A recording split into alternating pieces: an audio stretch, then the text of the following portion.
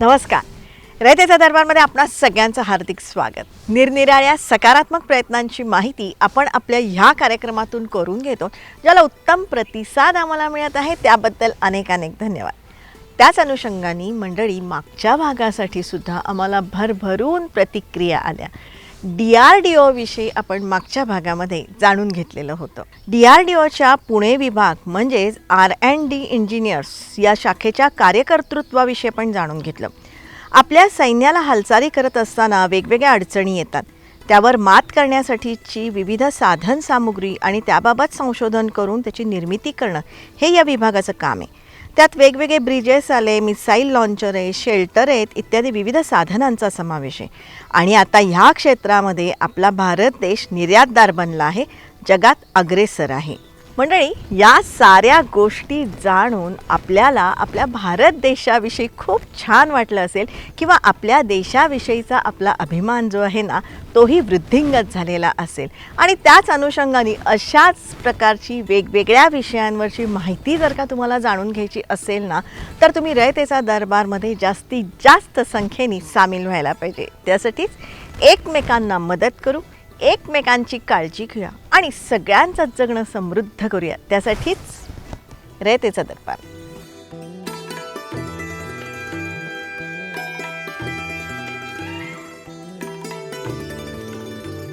रयतेचा दरबारमधला आपला आजचा विषयही खूप चांगला आहे, तुम्हाला सगळ्यांना अतिशय आवडेल. आणि आज आम्ही जी माहिती सांगणार आहोत ना, ती तुम्ही काळजीपूर्वक ऐका, सावध रहा, काळजी घ्या.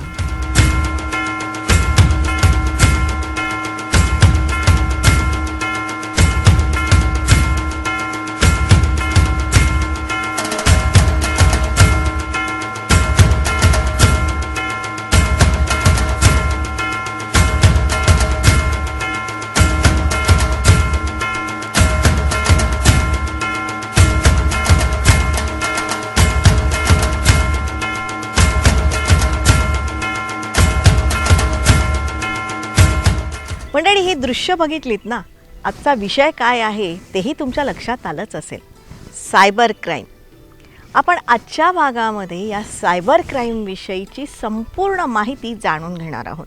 म्हणजे मुळात सायबर क्राईम म्हणजे काय, त्याचे नेमके प्रकार काय आहेत, त्या बाबतीत सावधानता कुठली बाळगावी, किंवा अशा प्रकारे सायबर क्राईमद्वारे जर का आपली फसवणूक झाली तर नेमकी आपण कुठे तक्रार करायची, कुठे दाद मागायची, या सर्व गोष्टी आजच्या भागामध्ये आपण जाणून घेणार आहोत. आणि आपण सर्वांनी ते सगळं काळजीपूर्वक ऐकण्याची अत्यंत गरज आहे. अलीकडच्या काळात गुन्हेगारीच्या पद्धतीमध्ये बदल होतो आहे.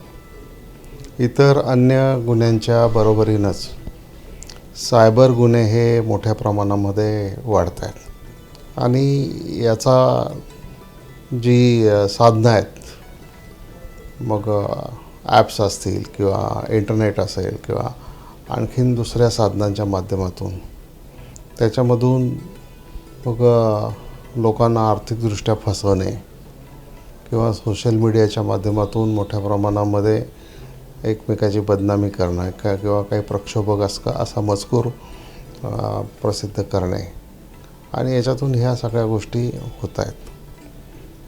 खरं पाहिलं तर हा प्लॅटफॉर्म खूप मोठा प्लॅटफॉर्म आहे, ग्लोबल प्लॅटफॉर्म आहे. म्हणजे याला कंट्रोल जरी करायचं म्हटलं तरी एखाद्या राज्यामधून किंवा एखाद्या शहरामधून याला कंट्रोल करता येणार नाही. आणि याच्यासाठी मग महाराष्ट्र पोलीसचे जे सायबर विभाग जो आहे, हा विभाग सतत कार्यरत आहे. मंडळी, फोर्ब्सच्या म्हणण्यानुसार जगामध्ये एक नंबरचा क्राइम आहे, आणि तो म्हणजे साइबर क्राइम. तो साइबर वर्ल्ड एक बहुत ही बड़ा वर्ल्ड, एक बहुत ही अलग तरह का युग बन के सामने आया है. और आज के जो अपराध हैं वो बॉम्ब्स और बुलेट्स की बजाय बिट्स और बाइट्स के द्वारा लड़े जा रहे हैं. और ये एक बहुत बड़ा ऑर्गेनाइज्ड क्राइम सिंडिकेट के रूप में उभर कर आया है. अभी रिसेंटली फोर्ब्स की एक रिपोर्ट थी जिसमें ये कहा गया है कि साइबर क्राइम विश्व का नंबर 1 ऑर्गेनाइज्ड क्राइम नेटवर्क बन चुका है, जिसकी रेवेन्यूज़ लगभग एक साल में $6 ट्रिलियन है, जो कि नार्को ट्रैफिकिंग और ड्रग स्मगलिंग इन सब को पीछे छोड़ चुका है. मुळात सायबर क्राईम म्हणजे नेमकं काय हेही आपण समजून घेऊया. इंटरनेटचा वापर करून जे गुन्हे केले जातात त्याला आपण साधारणपणे सायबर गुन्हे म्हणतो. मंडळी, जगामध्ये 700 कोटीपेक्षा जास्त लोकसंख्या इंटरनेटचा वापर करत आहे. साधारणपणे जगामध्ये 800 कोटी लोक राहतात. 800 कोटीच्या वरती लोकसंख्या आहे जगाची, आणि त्याच्यामधले जवळजवळ 700 कोटीच्या वरती लोक हे इंटरनेटचा वापर करतात. इंटरनेटचा वापर याचा अर्थ असा आहे की इंटरनेट वापरण्यासाठी जी काही साधनं लागतात त्याच्यामध्ये लॅपटॉप आला, कॉम्प्युटर आला, त्याच्यानंतर मोबाईल फोन आले, आयपॅड आलं, तुमचे वेगवेगळ्या प्रकारचे रायटिंग पॅड्स आले, आणि त्याच्यापेक्षा दुसरं असं आहे की बऱ्याचशाच गोष्टी आता इंटरनेट थिंग्स म्हणून आहेत. म्हणजे तुम्ही आता नेटचा वापर करून तुम्ही टी व्ही, तुमचे घरातल्या वस्तू, फ्रीज असतील किंवा बाकीच्या हॉट ओव्हन असतील किंवा वेगळ्या कंपनीमध्ये वेगवेगळ्या इन्स्ट्रुमेंट्स आहेत, यासुद्धा इंटरनेटवरती ऑपरेट केल्या जातात. मग या साधारणपणे या सर्व ठिकाणी इंटरनेटचा गैरवापर करून जे गुन्हे केले जातात ह्या सर्व लोकांना आपण सायबर गुन्हे म्हणू शकतो. आणि दुसरी गोष्ट अशी आहे की याचं प्रमाण दिवसेंदिवस वाढतं आहे. सायबर क्राईममध्ये आपला भारत देश आणि आपलं महाराष्ट्र राज्य नेमकं कुठे आहे तेही समजून घ्या. जैसे कि महाराष्ट्र में पिछले साल लगभग 5000 साइबर क्राइम हुए. हाँ, कम है, लेकिन बहुत से इसमें डिटेक्ट नहीं हुए, बहुत से लोगों ने रिपोर्ट नहीं किए. इतने वो हैं जिनमें FIR जब दर्ज हुई है. जैसे कि आपके साथ 5000 रुपये का फ्रॉड हुआ, आप कहीं नहीं गए, तो वो साइबर क्राइम अछूता रह गया. लेकिन लगभग 5000 हुए और पूरे देश में लगभग 50,000 हुए, तो लगभग 10% महाराष्ट्र का कंट्रीब्यूशन है क्राइम रेट में, जो कि एक काफ़ी बड़ी संख्या मानी जाती है. 10% कंट्रीब्यूशन. मंडळी, सेलफोन वापरामध्ये आपला भारत देश जगामध्ये दुसऱ्या क्रमांकावर आहे. जब आज से 15 साल पहले सेल फोन्स भारत में आना चालू हुए थे, तो लोगों ने कहा था भारत में सेल फोन की कोई ज़रूरत नहीं है. ऐसा बहुत से क्रिटिक्स ने कहा था, क्योंकि यहाँ के लोगों में लिटरेसी लेवल उतना है ही नहीं, वो सेल फोन चला ही नहीं पाएंगे. वो ई गवर्नेंस करने की ज़रूरत नहीं है, क्योंकि कोई अपनी एप्लीकेशन ऑनलाइन के माध्यम दे ही नहीं पाएगा. लेकिन भारतीयों ने ये सब सीखा और आज देश विश्व में नंबर 2 सेलफोन उपभोक्ता के रूप में भारत सामने आया. जैसा मैंने आपको बताया, 80 करोड़ लोगों के पास स्मार्टफोन्स हैं, और नॉर्मल सेलफोन्स को भी जोड़ दिया जाए तो 100 करोड़ के करीब हो जाएगी ये संख्या. आणि म्हणूनच हा जो डेटा आहे ना, हा आज जगामध्ये अत्यंत किमतीचा झालेला आहे. इसीलिए कहते हैं data is the new oil of the 21st century. जो पहले पुरानी शताब्दी में ऑयल जितना कीमती था, उतना अभी डेटा कीमती हो गया है. तो इसीलिए कहते हैं data is the new oil. मंडळी, या सायबर क्राईममध्ये फसवणुकीचे विविध प्रकार असतात. म्हणजे अगदी सोशल मीडियावरची मानहानी असेल किंवा स्त्रियांचं असेल किंवा मुलांचं शोषण असेल, लैंगिक शोषण असेल, अपहरण असेल, खंडणी मागणं असेल, आर्थिक गैरव्यवहार असेल किंवा फसवणूक असेल, दहशतवादी कारवाया असतील, इत्यादी विविध गोष्टी सांगता येतील. सायबर क्राईम क्रिमिनल जे असतात हे त्यांचा पहिला भर असतो सोशल इंजिनिअरिंगवरती. जे सोसायटीमध्ये सध्या काय चाललेलं आहे, कोणत्या परिस्थितीमधून सोसायटी चाललेली आहे, लोकांची मानसिकता काय आहे, की लोक कोणत्या गोष्टीला घाबरायला लागलेले आहेत, किंवा लोकांची आत्ताची गरज काय आहे, ह्याचं एक सोशल इंजिनिअरिंग त्यांच्याकडून केलं जातं. हे साधारणपणे सोसायटीचं. दुसरा प्रकार असा आहे की एखादी व्यक्ती फेसबुकवरती कोणत्या गोष्टी लाईक करते किंवा वारंवार फेसबुकवरती कोणत्या गोष्टी बघते, तर याचंही ते सोशल इंजिनिअरिंग करतात. ट्विटरवरती कोणत्या प्रकारच्या न्यूज, कोणत्या प्रकारचे व्हिडिओज काय चेस करतं, यूट्यूबवरती जे सोशल प्लॅटफॉर्म्स आहेत. जगभरामध्ये 42 प्लॅटफॉर्म आहेत, त्याच्यावरती चॅटिंग चाललेलं असतं. साधारणपणे पूर्ण जगभर 42 असे प्लॅटफॉर्म्स आहेत की ज्याच्यामधून चॅटिंग केलं जातं, माहितीची देवाणघेवाण केली जाते. की फेसबुक असेल, व्हॉट्सअप असेल, SMS असेल, WeChat असेल, इंस्टाग्राम असेल, असे वेगवेगळ्या प्रकारचे प्लॅटफॉर्म जगभर आता उपलब्ध आहेत. तर जे तुम्ही प्लॅटफॉर्म वापरताय त्याचं एक सोशल इंजिनिअरिंग केलं जातं. आता यासाठी काय करावं लागतं क्रिमिनल्सला, की तुमचे जे अकाउंट्स आहेत, तुमचा फेसबुक अकाउंट आहे, तुमचा इंस्टाग्रामचा अकाउंट आहे, तुमचा ट्विटरचा अकाउंट असेल किंवा तुमचे व्हॉट्सअपचे ग्रुप असतील, तर हे तुमचे नंबर मिळवण्याचा ते प्रयत्न करत असतात. मग ही थेफ्ट कशी केली जाते, की बऱ्याच वेळा तुम्हाला एखादा SMS पाठवला जातो. SMS एखादी URL असते, तर त्याच्यामध्ये HTTPS जर लिहिलं नसेल तर ती URL तुम्ही ओपनच करू नका. मग त्यामुळं काय होतं, की तुमच्या मोबाईल फोनमधला, लॅपटॉपमधला, तुमच्या टॅबलेटमधला, आयपॅडमधला डेटा क्रिमिनल्सकडे जाऊ शकतो. मग तिथं जी तुमची आयडेंटिटी आहे, त्यात तुमचं आधार कार्ड असू शकतं, तुमचं पॅन कार्ड असू शकतं, की हे ते प्राप्त करून घेतात. महिलांना सायबर बुलिंग केलं जातं म्हणजे काय तेही समजून घ्या. खास करून महिला असतील तर त्यांना सायबर बुलिंग केलं जातं किंवा त्यांना धमक्या दिल्या जातात किंवा त्यांचं स्टॉकिंग केलं जातं. म्हणजे ती कुठं जाते, काय करते, की प्लेनवरती किती वाजता उतरली किंवा कुठल्या प्लेन घरामध्ये राहतात किंवा काय करतात, त्यांचं वर्क प्लेस काय आहे, त्यांचं फ्रेंड सर्कल काय आहे. मग हा सगळा त्याचं स्टॉकिंग करून त्या महिलांना त्रास दिला जाऊ शकतो.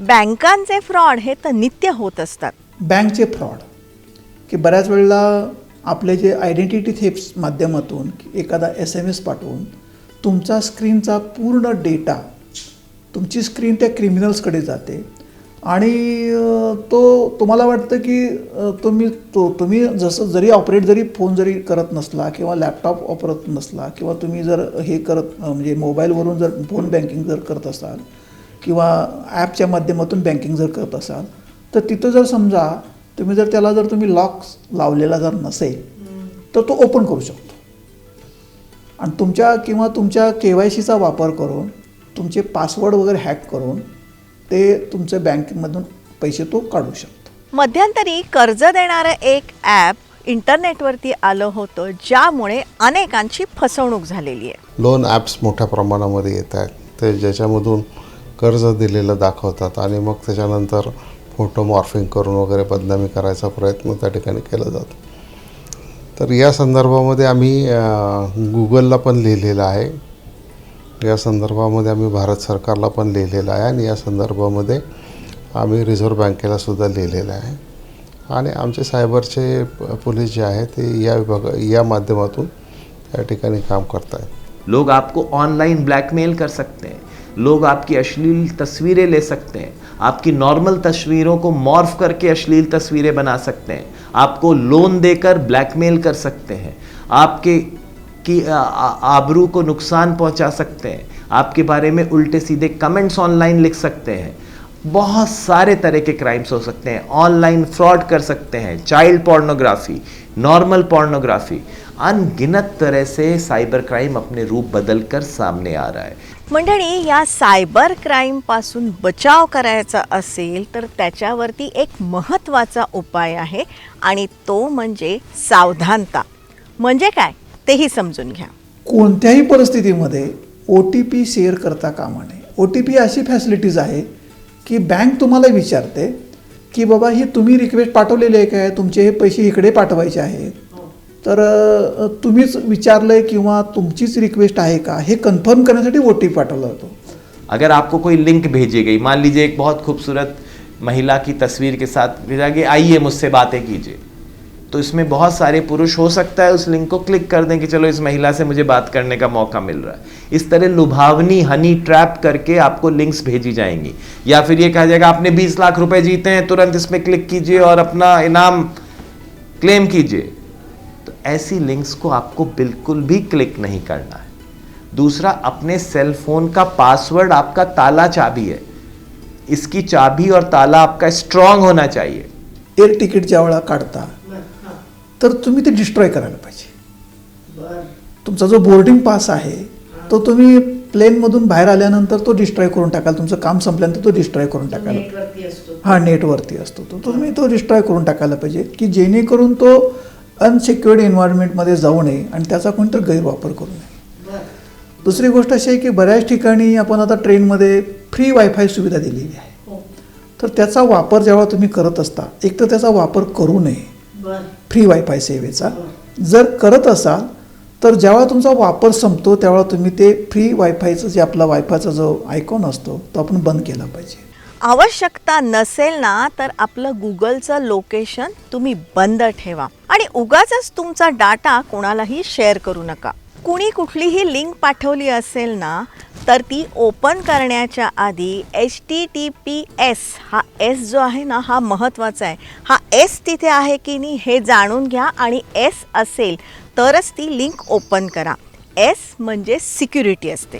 तर लिंकमध्ये जर HTTPS एस म्हणजे सिक्युअर आहे, जर लिहिलं जर नसेल तर ती लिंक तुम्ही ओपन करू नका.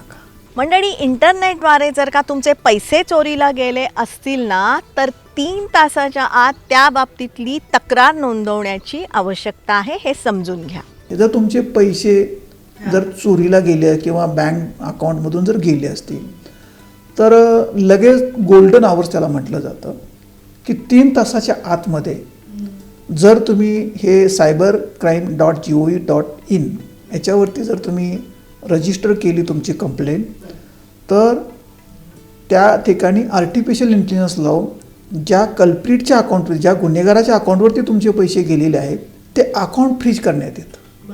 आणि काळाच्या ओघात तुम्हाला जो अक्नॉलेजमेंट नंबर मिळालेला आहे, रजिस्ट्रेशन जो नंबर मिळालेला आहे त्याचा आधार घेऊन तुमचे पैसे तुम्हाला परत मिळू शकतात. अर्थात सायबर क्राईमद्वारे जर का आपली फसवणूक झाली असेल तर त्या बाबतीतली तक्रार नेमकी कुठे नोंदवायची तेही समजून घ्या. आजकल क्लिक और माउस का ज़माना है, तो अगर यदि किसी पर्सन कोई व्यक्ति साइबर क्राइम का शिकार हुआ है तो उसको कहीं जाने की ज़रूरत नहीं है. उसको अपने ही स्मार्टफोन या अपने ही लैपटॉप या कंप्यूटर में national cyber crime reporting portal करके एक वेबसाइट है, NCCRP national cyber crime reporting portal, उसमें जाकर अपनी शिकायत दर्ज कर देनी है. उसमें उसको समय समय पर फीडबैक भी मिलता रहेगा कि उसकी इस शिकायत का क्या हुआ. त्याबरोबरच मंडळी, सायबर क्राईमच्या तक्रारी करण्यासाठी एक हेल्पलाईन नंबर दिलेला आहे 1930 1930, तोही समजून घ्या. केंद्र सरकारने एक आता 1930 हा डेडिकेटेड नंबर सायबर गुन्ह्यांच्या संदर्भात तक्रार करण्यासाठी केलेला आहे. मंडळी, इंटरनेटद्वारे वेगवेगळे गॅझेट्स जेव्हा आपण वापरत असतो ना तेव्हा आपण आपला पासवर्ड स्ट्रॉंग ठेवण्याची आवश्यकता आहे. इसलिए स्ट्रॉन्ग पासवर्ड रखिए, बड़ा पासवर्ड रखिए जिसमें कि नंबर्स भी हों, अल्फ़ाबेट्स भी हों और कॉमा फुल स्टॉप जैसे स्पेशल कैरेक्टर्स भी हों. तीनों चीज़ों को मिला के आपने पासवर्ड रखा तो उसकी सर्च नहीं हो पाती. आणि आता हे सायबर क्राईम रोखण्यासाठी राज्य सरकार विविध उपाययोजनाही करत आहे, तेही जाणून घेऊया. आजच मी याच्या संदर्भामधली एक बैठक घेतली आणि त्या बैठकीमध्ये सगळ्या आमच्या पोलीस अधिकाऱ्यांना, वरिष्ठ पोलीस अधिकाऱ्यांना हे सांगितलेलं आहे की मला पुढच्या 2-3 महिन्यामध्ये जे जे काही याच्यासाठी करणं आवश्यक आहे, मग त्यांना जर स्टाफची कमतरता असेल तर आम्ही स्टाफ उपलब्ध करून देऊ. त्यांना काही टेक्नॉलॉजिकल साहित्याची कमतरता असेल तर ते उपलब्ध करून देऊ. काही कायद्यांमध्ये बदल करायचा असेल तर ते कायद्यांमध्ये बदल करण्याच्या संदर्भातला निर्णय आपण घेऊ.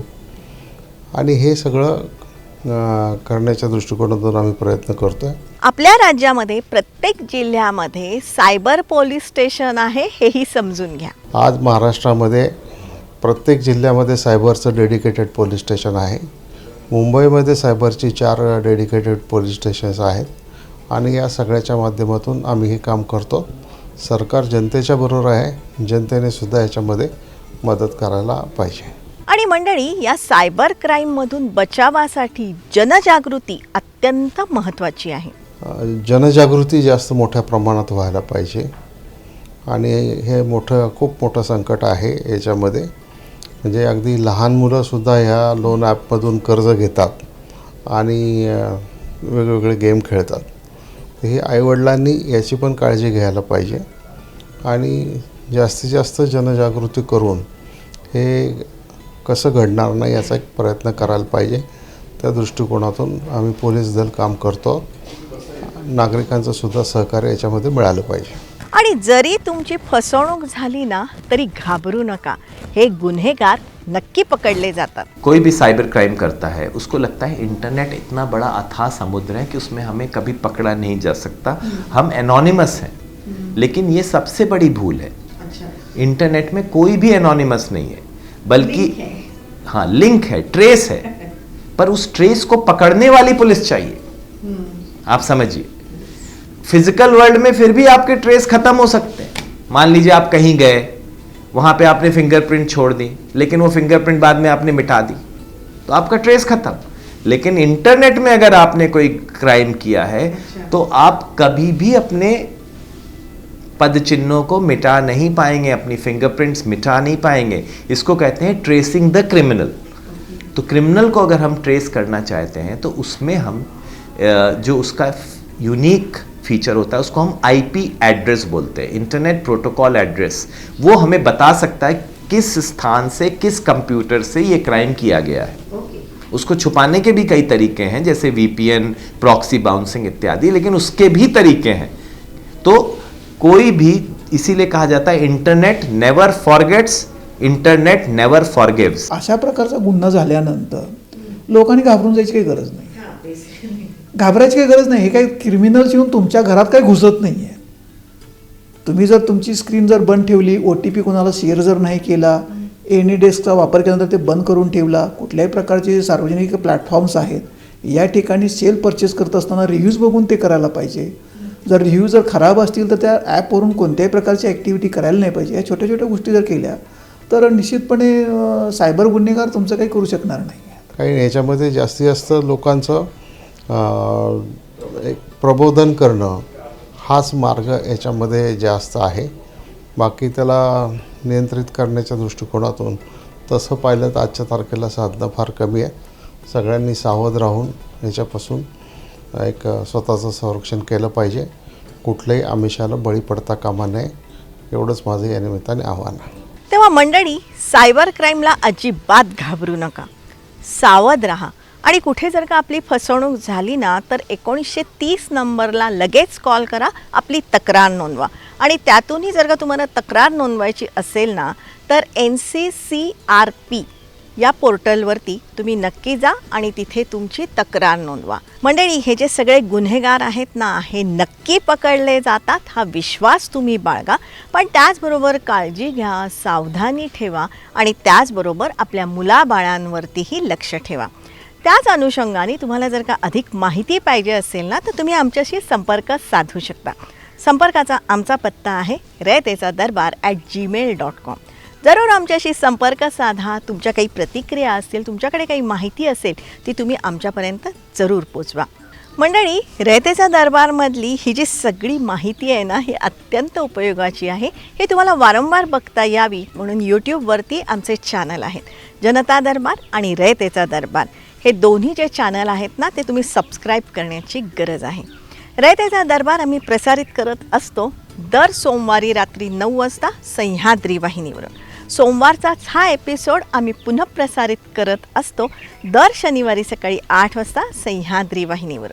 सोमवारी रात्री 9 आणि शनिवार सकाळी 8 हे जे दोन्ही एपिसोड आहेत ना हे तुम्ही लाईव्ह बघू शकता तुमच्या मोबाईलवरून, सह्याद्री वाहिनीच्या यूट्यूब चॅनलवरून आणि सह्याद्री वाहिनीच्या फेसबुक पेजवरून. मंडळी, रयतेच्या दरबारमधली ही जी सगळी माहिती आहे ना ही अत्यंत उपयोगाची आहे. या माहितीच्या उपयोगामुळे अनेकांचे लाभ होत आहेत किंवा होणार आहेत. आपण मात्र ही माहिती जास्तीत जास्त लोकांपर्यंत पोचवायला पाहिजे. त्यासाठी जास्तीत जास्त संख्येने आपण रयतेच्या दरबारमध्ये सामील व्हायला पाहिजे. त्यासाठीच एकमेकांना मदत करू, एकमेकांची काळजी घेऊया आणि सगळ्यांचं जगणं समृद्ध करूया. त्यासाठीच रयतेचा दरबार.